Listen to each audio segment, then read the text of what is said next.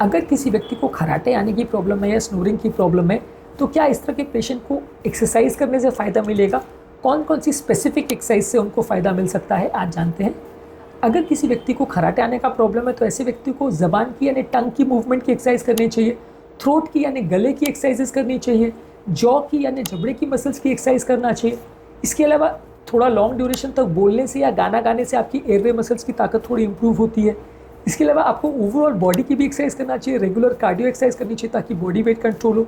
ये भी काफ़ी हद तक मदद करता है खर्राटे वाले पेशेंट्स में। इसके अलावा आपको ब्रीदिंग की एक्सरसाइज करनी चाहिए, यानी श्वास रोकने की और गहरी गहरी श्वास लेने की, इससे भी फ़ायदा मिल सकता है। गले की मसल्स की और उनको स्ट्रेंथन करने के लिए अलग तरह से एक्सरसाइज की जा सकती है।